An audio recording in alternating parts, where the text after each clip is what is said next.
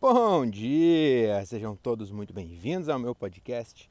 Eu sou o Diogo Andrade e começa agora mais um diário de um Open Mic. É isso aí, meus camaradas. Estamos começando mais um episódio desse podcast que o Brasil já aprendeu a ignorar. Hoje é dia 19 de maio de 2025, também conhecido aí como Dia Mundial da Tapioca. Sabia? Pois é, meus amigos, hoje é o Dia Mundial da Tapioca e a tapioca, ela tá aqui, né, como Dia Mundial, não pelo seu sabor, porque todo mundo sabe que não tem gosto de nada, você tem que colocar manteiga ou leite condensado para ela parecer que tem algum sabor, quando na verdade todo o sabor é das coisas que você coloca nela, né?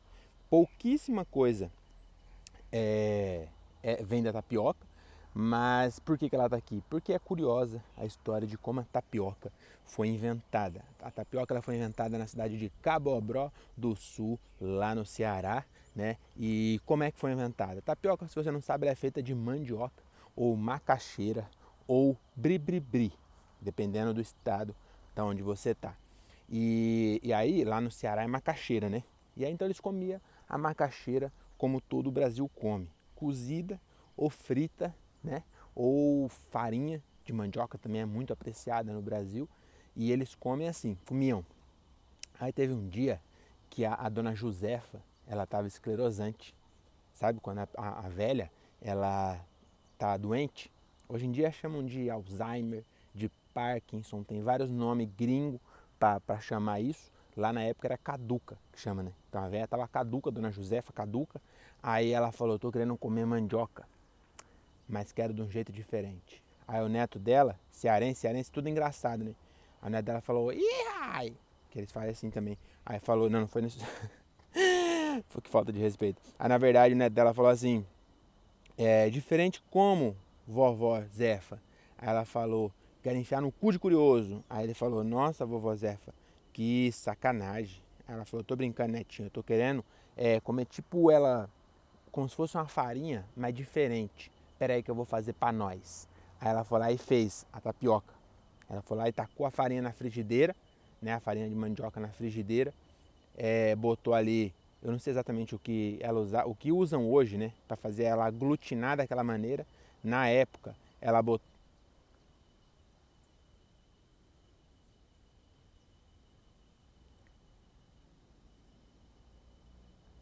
Caralho, mano, vocês sabem que eu tenho uma mania de ver onça, né? E você sabe que não é completamente à toa.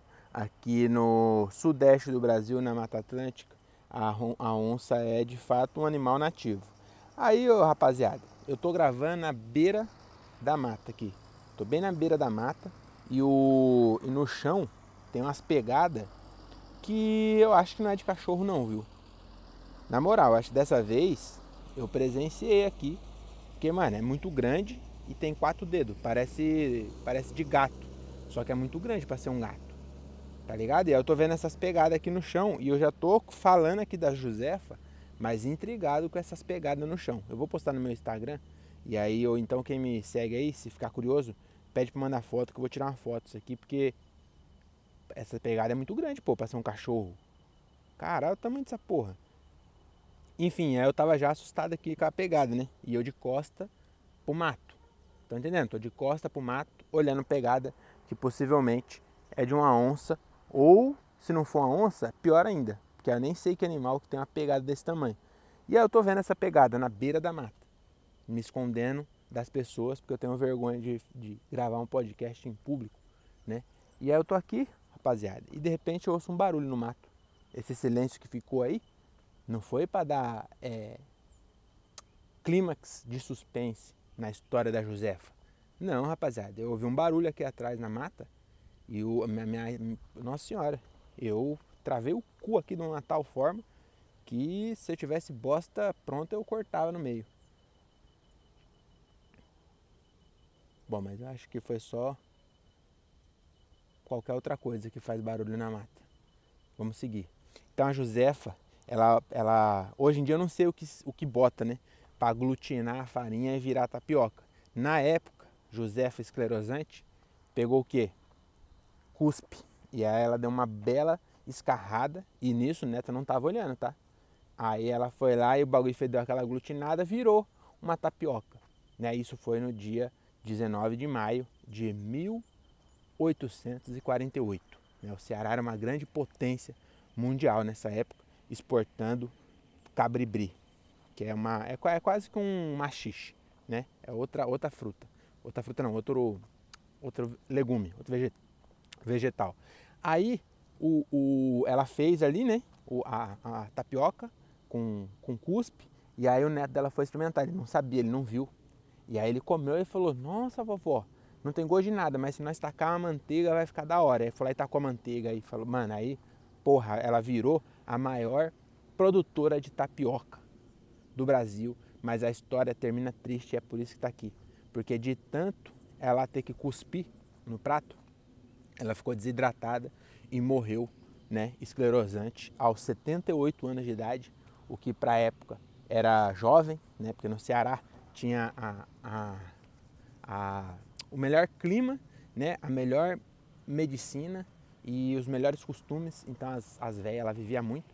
E, caralho, não sei o que está acontecendo aqui hoje, que está passando muito caminhão.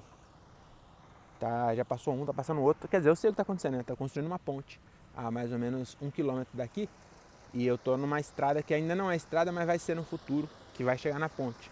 Então eu sei o que está acontecendo, mas normalmente não passa tanto caminhão. Hoje realmente está impressionante aqui. Então essa é a história, eu vou acabar por aqui, tá bom? Já me enrolei demais, teve várias interrupções e essa é a história da tapioca. E parabéns à dona Josefa. E vocês não sabem, sabe quem é descendente da dona Josefa? Sim, senhoras e senhores, aquele rapaz do Quer Pagar Quanto da Casas Bahia. Vocês acreditam? Pois é, e é outra curiosidade. Completamente aleatório isso, né? Mas enfim, vamos, desculpa aí. Quem tá chegando, quero que você dê uma chance, escute outro. Se você não gostou desse, escuta outro, que talvez você goste de outro. Esse começo é sempre assim meio bizarro, porque eu vou pensando na hora e aí às vezes sai um bagulho meio estranho, mas eu gosto desse exercício. Então por isso eu continuo fazendo. Ninguém gosta, Diogo. Tá bom, mas eu gosto e eu aprendi com o Rafinha Bastos que você tem que fazer o que você gosta, tá bom? Tem que ser real, né? Essa que é a verdade. A arte precisa ser real. E vamos lá, o que eu tava falando mesmo? Ah tá, eu ia começar agora a falar de show. Esse aqui é um podcast onde eu falo sobre meus shows de stand-up, né? Por isso que é um diário de um open mic, que é um diário de um comediante no princípio da carreira. Eu já estou no princípio da minha carreira há 7 anos, mas sigo aí como um bom e velho open mic. E o último show que eu fiz foi o show número 500 e pouco, e esse 500 e pouco, para quem está chegando agora, é realmente a quantidade de show que eu fiz. Então eu já fiz 513, eu acho. Então esse episódio aqui é sobre o show 513, que ele aconteceu semana passada, mais precisamente na terça-feira passada, dia 13 de maio, lá no Teatro Glória Rocha, em Jundiaí. E, mano, é um teatro muito legal, muito legal. Eu fui lá assistir um concerto de uma orquestra lá, assim que reabriu o teatro, né? Eu fui lá assistir, eu falei, caralho, isso aqui é muito legal, mano, fazer um show aqui ia ser foda. E aí rolou na última terça, dia 13, a gente fez um show lá, foi o Gilbert Convida, onde o Gilbert convidou eu, o André Otávio e a Renata Said, e o Charles Silva também fez uma apresentação lá. E, mano, foi um show muito legal, tava meio vazio, tipo, o teatro cabe 380 pessoas e eu acho que devia ter 10% disso, umas 38. Só que ainda assim, mano, foi um show muito legal. Nossa senhora, todo mundo foi bem assim e eu tava bem à vontade. E aí nesse show eu comecei a estrear um projeto que eu tenho na minha cabeça, que é fazer um show musical mesmo. Entendeu? Eu não consigo fazer um show só com música. Toda vez que eu levo o violão, que eu faço stand-up com música também.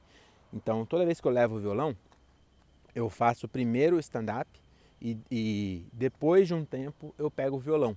E eu queria fazer um que eu já entrasse com o violão e já fazendo música, sabe? Só explicar um pouquinho a música e já dele na música e transformar mais num show musical do que propriamente num show de stand-up.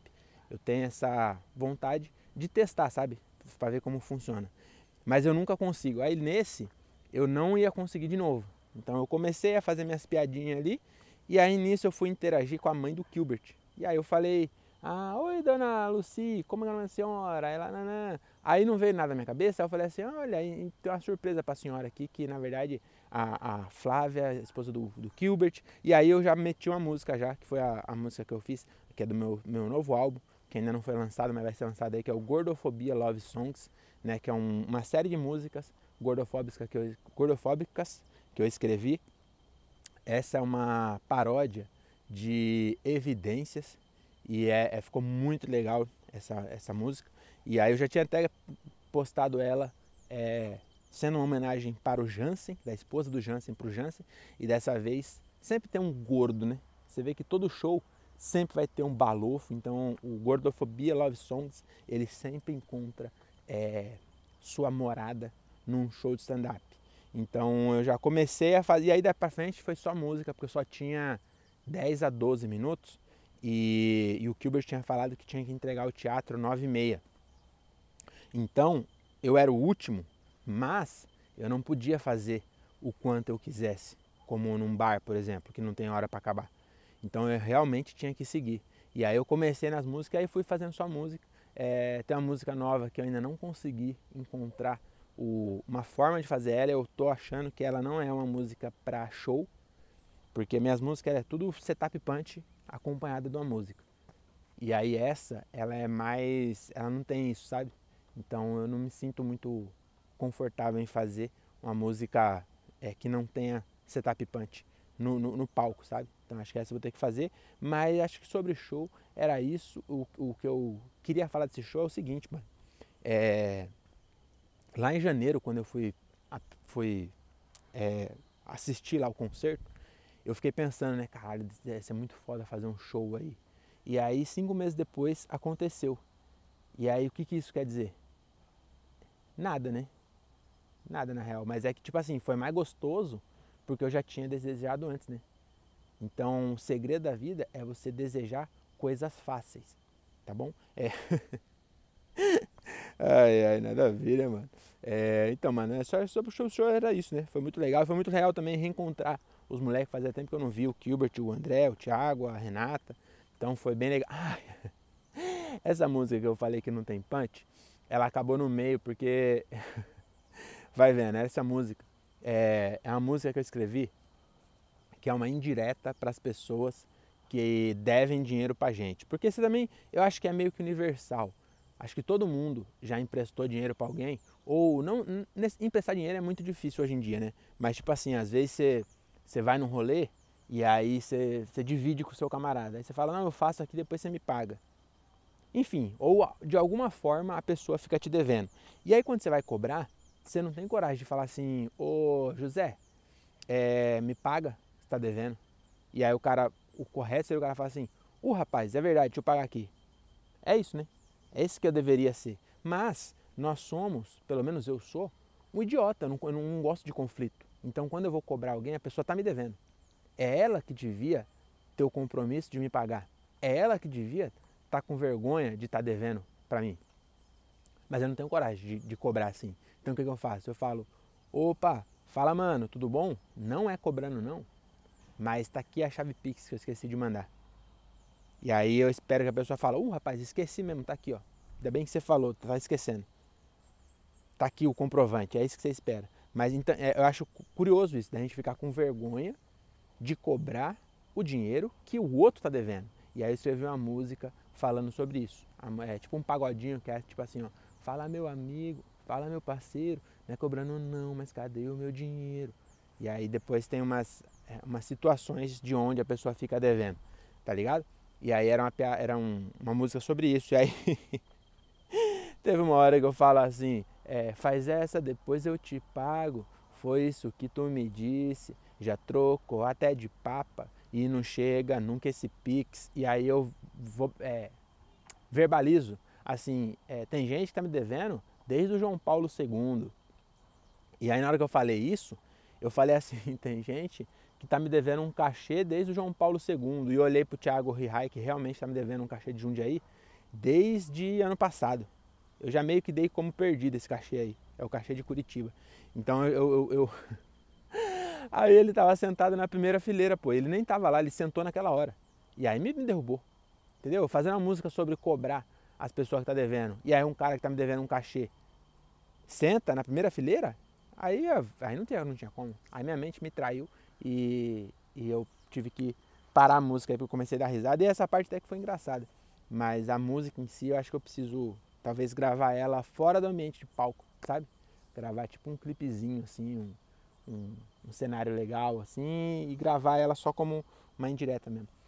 Acho que sobre o show era isso. Eu queria falar de outro assunto que eu finalmente assisti o Ainda Estou Aqui, da Fernanda Torres. Eu demorei tanto para assistir esse filme ganhador de Oscar que ela já nem tá mais aqui. Entendeu? O filme Ainda Estou Aqui, quando eu fui assistir assim, já não tô mais aqui não. Cansei de te esperar e fui embora. Entendeu? E aí eu fui assistir esse filme e esse filme eu queria falar o seguinte. A Fernanda Torres, ela ganhou um Oscar, né, de melhor atriz com esse filme. E eu queria falar o seguinte, eu não consigo ver diferença, porque realmente na minha concepção, o trabalho do ator é ler o que alguém escreveu. O escritor eu acho foda, porque o cara cria a história. Nesse caso não é uma história real, né? Então o escritor foi Deus, né? Sei lá, foi os militares que sequestraram o cara.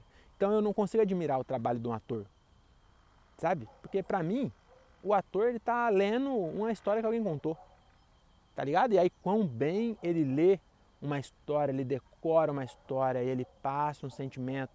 Eu não dou valor ao trabalho de ator, é isso que eu tô querendo dizer. E aí no caso da Fernanda Torres, eu descobri porque ela ganhou. Não é pelo filme inteiro, é pelo final que ela interpreta uma velha. E aí os gringos falam, meu Deus, ela entrou no personagem. Porque ela realmente, nossa, parece que ela tá velha e com Alzheimer, esclerosante, tal qual Josefa da Tapioca. Só que, meus amigos, eles não sabem que a mãe dela é atriz e que no final não era mais ela, não era a Fernanda Torres, era a Fernanda Montenegro, que inclusive é muito estranho. Mãe e filha ter sobrenome diferente e o nome igual. E aí, quem vai saber que as duas é mãe e filha, sendo que uma é Fernanda Torres e a outra é Fernanda Montenegro? Sendo que o nome é igual, mas o sobrenome é diferente. Será que ela tem um irmão chamado Fernando Silva? O pai chama Fernando Torres? Não, Torres já tem. Fernando Braga. Entendeu? A irmã dela chama Fernanda Pereira. Que em vez de ter o sobrenome igual, é o nome que é igual. Muito estranho isso aí, hein? A polícia tem que investigar. Fazer o trabalho dela, né? Enfim, então eu acho que nada a ver, né? O cara desmerecendo a arte nacional. Não, o filme é realmente legal. É triste, né? E é triste por saber que é real também. Então é um filme triste, mas parabéns a Fernanda Montenegro e ao cinema nacional. Esse é um dos poucos filmes que eu não assisti dublado e já pensou assistir dublado em inglês com legenda em português, só para manter a fidelidade à dublagem. Mas eu gosto da dublagem brasileira, então não ia servir. Então é isso, parabéns Fernanda Torres, você leu a história que alguém escreveu muito bem. E não é que você não mereça o Oscar, tá bom? É que nenhum dos outros ganhadores também merece. Deu pra entender? Talvez aqueles que, tá ligado? O Joaquim Fênix, que emagreceu não sei quantos quilos pra virar o Coringa. Aí talvez, porque esse maluco emagreceu muito. Aí ele tem que ganhar um prêmio, não é um Oscar, é um prêmio Cariani. Ou então tem o outro lá que engordou muito. Aí acho que é o cara que fez a Múmia. Ele, pra fazer um filme Baleia, ele engordou muito porque ele tinha que parecer uma baleia, né?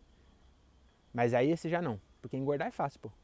Oxe, eu tava guerreando pra ficar abaixo dos 80, certo? Certo, aí eu cheguei a 79,9. Uma treta pra emagrecer. Aí agora, eu fiz uma viagem de 4 dias pro Ceará, e aí eu voltei, e eu fui me pesar, eu tô com 83. Então, porra, você engordou muito pra virar uma baleia pra fazer um filme, pau no seu cu. Engordar é fácil.